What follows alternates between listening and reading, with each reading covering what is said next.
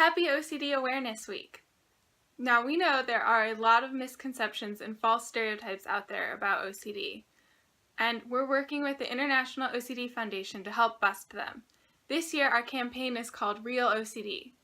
We're going to focus on separating what people think OCD is from what it really is. OCD is often viewed as a joke or treated like that in the media, but in reality it's a serious, often debilitating mental illness. It involves obsessions, or repetitive thoughts that provoke anxiety, and compulsions, either visible or invisible behaviors the person does to try to relieve that anxiety. You end up in a cycle of repetitive thoughts and repetitive behaviors. Research shows the most effective treatment for OCD is exposure and response prevention, or ERP therapy, and/or medication. The International OCD Foundation has a great number of resources on their website. A lot of people might see my closet organized by season and think, well, that's why she has OCD. But nope. For me, real OCD is not being able to wear the color blue for almost 2 years because I was afraid something bad would happen. I'm an avid reader and I organize all my classics alphabetically, but that's not why I have OCD. I have OCD because I kept having to reread the same sentence over and over because I doubted my memory and it made it for a while so I was unable to read.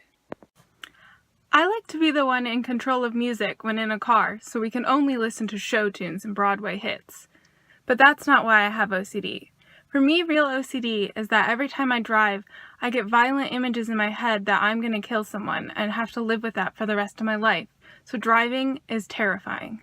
A lot of people think OCD is about organizing your M&Ms and candy in rainbow order, but that is not true. For me, real OCD is my fear of eating sugar and getting cavities, so I would have to brush my teeth way more often than you should, and I would avoid eating sugar. Similarly, people might see my organized pens and think that's why I have OCD. But it's not OCD if you enjoy doing something. For me, real OCD is I used to not be able to let anyone touch any of my belongings because it stressed me out so much. Hopefully that provided a glimpse into some of the differences between stereotypes about OCD and what real OCD is. What are some false stereotypes you've heard? Thank you to the International OCD Foundation for putting on OCD Week again. I will put the link to all their resources in the description. Happy OCD Week!